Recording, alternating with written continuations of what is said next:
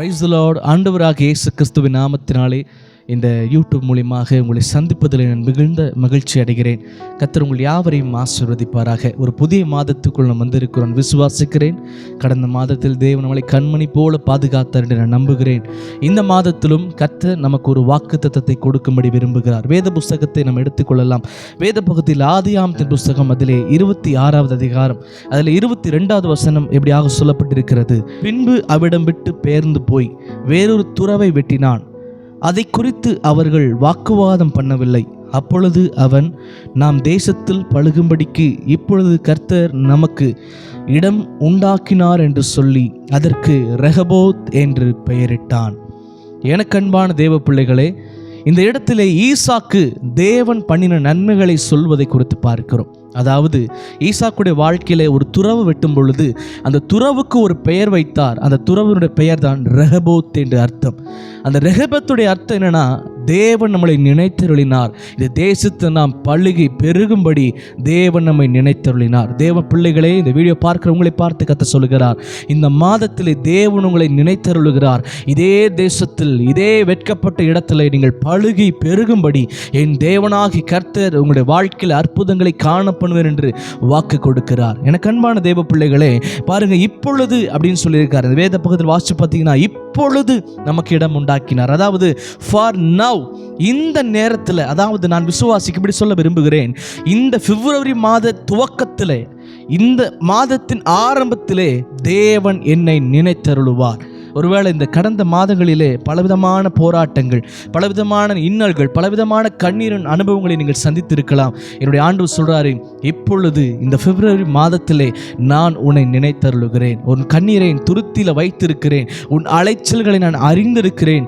அதாவது இப்பொழுது அவைகள் எல்லாம் நான் நினைக்கிறேன் என்று என் தேவனாகிய கர்த்தர் சொல்லுகிறார். இந்த வேத பகுதியில் பாருங்க, இது இவர் பண்ணுற ஒரே ஒரு விஷயம் என்னன்னா, தன்னுடைய ஜனத்தாருக்கும் தான் வைத்திருக்க மிருகங்களுக்கும் தனக்குமாக ஒரு துறவை வெட்டாவது. நம்ம மொழியில் சொல்லப்போனால் ஒரு கிணறு வெட்டுறார். இப்போது அந்த கிணறு வெட்டும் பொழுது சுற்றி இருக்க எல்லா ஜனங்களும், அந்த கூட்டங்களும் என்ன பண்ணுறாங்கன்னா, நீ கிணறு வெட்டக்கூடாதுன்னு சொல்லி போராடுகிறாங்க. முதலாவது ஒரு கிணறு வெட்டுறாரு. அந்த கிணறை தோண்டி முடித்த உடனே அந்த சத்துருக்கள் வந்து என்ன சொல்கிறாங்கன்னா, இல்லை நீ இந்த கிணறை இனிமேல் யூஸ் பண்ணக்கூடாதுப்பா அப்படின்னு மறுபடியும் வந்து அவரோட வாக்குவாதம் பண்ணாங்க. பாருங்கள், எப்போவுமே சத்துருக்கள், பிசாசு எப்போவுமே நம்ம நல்லா இது ஓகே நல்லா போயிட்டு இருக்கு அப்படின்னு நினச்சிட்டு இருப்போம்.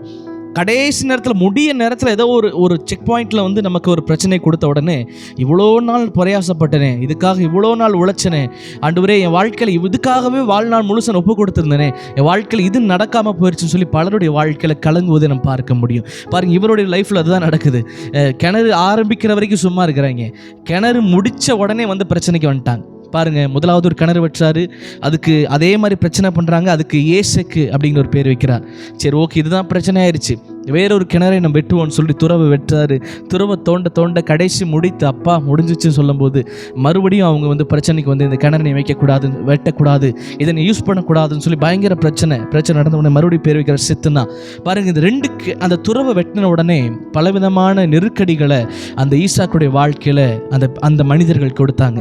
ஆனால் மூணாவது ஒரு துறவை வெட்டுகிறார். அந்த துறவை வெட்டி முடித்த உடனே இவர்கள் எல்லாம் முடிவு பண்ணுறாங்க, இனி அவனிடத்துல நம்ம பிரச்சனைக்கு போகக்கூடாது, அவனோடு கூட கர்த்தர் இருக்கிறார். அவனுக்கு இத்தனை போராட்டங்களை கொடுத்தும் அவன் சோர்ந்து போகவே இல்லைன்னு சொல்லி அவனை தொந்தரவு செய்யாதபடி அவனை விட்டு விடுகிறார்கள். அந்த நிலைமையில தான் இந்த ஈசாக்கு சொல்றாரு, இப்பொழுது நான் பழுகி பெருகும்படி தேவனாகிய கர்த்தர் இந்த தேசத்தில் என்னை நினைத்தருளினார். எனக்கு அன்பான தேவ பிள்ளைகளே, ஒருவேளை உங்களுடைய வாழ்வில் நீங்கள் எடுக்கிற எல்லா முயற்சிகளும், நீங்கள் எடுக்கிற எல்லா பிரயாசங்களும் ஒருவேளை இன்னைக்கு தோற்றுக்கொண்டு இருக்கிறதா? ஒருவேளை நீங்கள் நினைச்சிருக்கலாம், இந்த புதிய வருடத்திலாச்சும் ஒரு அற்புதம் வாழ்க்கையில் நடக்குமா அப்படின்னு. என்ன ஆண்டவர், ஒரு மாதம் போயிருச்சு, எப்படி போச்சுன்னே தெரியல, ஆனால் என் வாழ்க்கையில் ஒரு நன்மையும் இல்லை, எப்பொழுது இது முடியும், எப்பொழுது இந்த காரியத்தில் ஒரு துவக்கத்தில் ஒரு அற்புதத்தை நான் பார்ப்பேன் என்று எதிர்பார்த்து கொண்டு இருக்கிறேன், என் வாழ்வில் எல்லாம் முடிந்து போன நிலைமையில இருக்குதுன்னு சொல்லி ஒருவேளை நினைக்கலாம். நான் சொல்றேன், நீங்கள் உங்களுடைய முயற்சியை, உங்களுடைய விசுவாசத்தை நீங்கள் கைவிட்டுறாதீங்க.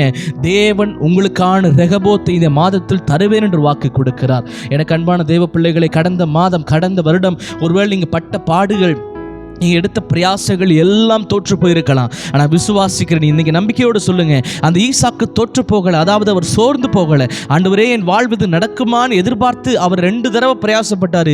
2 தடவையுமே சத்துருக்கள் விரோதமாக எழும்பினாங்க. ஆனால் 3வது தடவை அவர் எடுத்த பிரயாசத்திலே தேவனாகி கர்த்தர் அவனோடு இருந்து அவனை ஆசீர்வதித்தார். நான் சொல்லுகிறேன், ஒருவேளை உங்களுக்கு விரோதமாக சில மனிதர்கள் எழும்பியிருக்கலாம். அவர்களே உங்கள் பக்கத்தில் வரும்படி, அதாவது சத்துருக்களை தேடியும் காணாதிருப்பாய், இன்று காண்கிற எகிப்தியனை இனி நீ காண்பது இல்லை என்ற வார்த்தையின்படி உங்களுக்கு விரோதமாய் முறுமுறுக்கிற சில கோலியாத்தினுடைய கொக்கரிப்புகள், உங்களுக்கு விரோதமாய் எழும்பியிருக்கிற சில மனுஷனுடைய எல்லா அபத்தமான எண்ணங்களை தேவன் சீக்கிரத்திலே இந்த மாதத்திலே அவர்கள் கண்களுக்கு முன்பதாய் உங்களை மேன்மைப்படுத்த வாக்கு கொடுக்கிறார். அப்ப நீங்க விசுவாசிங்க, தேவன் இப்பொழுது இந்த தேசத்தில் என்னை பழுகி பெருகும்படி ஆசீர்வதிப்பார். அதாவது ஆண்டவரே இவ்வளவு நாள் பிரயாசப்பட்டுட்டேன், இனிமே வேண்டான்னு விட்டுட்டு போகலை ஈசாக், அவர் பிரயாசப்படுகிறார்.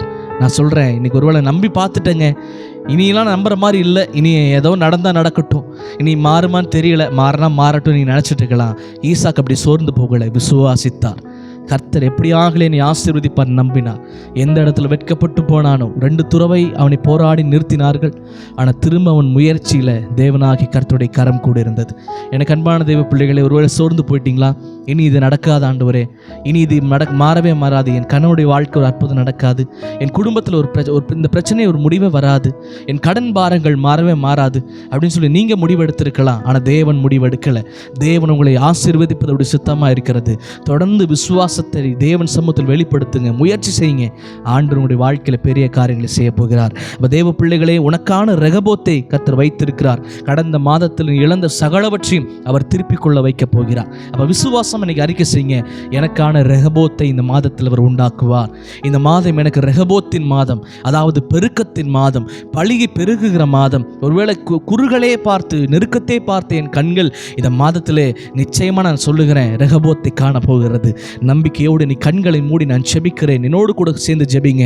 பரலோகத்தின் ஆண்டவரே, இந்த வீடியோ பார்க்கிற ஒவ்வொருவருக்கான இயேசுவின் நாமத்தில் ஜெபிக்கிறேன். ஒருவேளை தான் பட்ட எல்லா காரியங்களும் வாழ்வில் வாய்க்காமல் போயிருக்கலாம், எதிர்பார்த்த காரியங்களிலே ஒருவேளை நன்மைகள் இல்லாமல் இருந்திருக்கலாம். ஆனால் இன்று கர்த்தர் வாக்கு கொடுக்கிறீர், இதோ இந்த மாதத்திலே உனக்கு ஒரு ரெகபோத்தின் ஒரு ஆண்டாக, ரெகபோத்தின் ஒரு மாதமாக, இந்த பிப்ரவரி மாதத்தில் உனக்கு ஒரு ரெகபோத்தை, அதாவது பழுகி பெருகுகிற, பூமியை நிரப்புகிற, எந்த இடத்திலே அவமானப்பட்டு வெட்கப்பட்டு தலைகுனிந்து போனாயோ அதே மனிதர்கள் முன்பு உன்னை வாழ வைக்கிற ஒரு மாதமாய் இந்த மாதத்தை நான் உனக்கு உண்டாக்குவேன் என்று கர்த்தர் சொல்வதற்காக நன்றி. இந்த வீடியோ பார்த்து ஜெபித்துக் கொண்டு இருக்கிற ஒவ்வொருடைய வாழ்விலும் அப்படியே செய்வதற்காக நன்றி அப்பா. உடைய கரத்தில் ஒப்பு கொடுக்கிற இந்த மாதம் முழுவதும் நீங்க எங்களோடு இருந்து நடத்துவதற்காக நன்றி செலுத்துகிறோம். இயேசு கிறிஸ்துவின் நாமத்தில் ஜெபிக்கிறோம் பிதாவே, ஆமேன். எனக்கு அன்பான தெய்வ பிள்ளைகளே, இந்த நாளில் கர்த்தர் உங்களோடு வாக்கு கொடுத்திருக்கிறார். அவருக்கு ஒரு பெயர் உண்டு, வாக்கு தத்தத்தில் உண்மையுள்ள தகப்பன். இன்றைக்கு உங்களுக்கு வாக்கு கொடுத்திருக்கிறாரா? அந்த வாக்கு தத்தத்தை ஏதோ பேசியிருக்காருன்னு சொல்லாமல் எனக்கு கர்த்தர் பேசியிருக்கிறார். நம்புகிறேன், என் வாழ்க்கையில் இனி சோர்ந்து போக மாட்டேன். எனக்கான ரெகபோத்தை அவர் எனக்கு நிச்சயம் தருவார் என்று விசுவாசியுங்கள். நிச்சயமாக உங்களுடைய எல்லைகளுக்குள்ளே ஒரு அற்புதத்தை தேவன் இந்த மாதத்தில் செய்ய போகிறார். Have a blessed day. God bless you.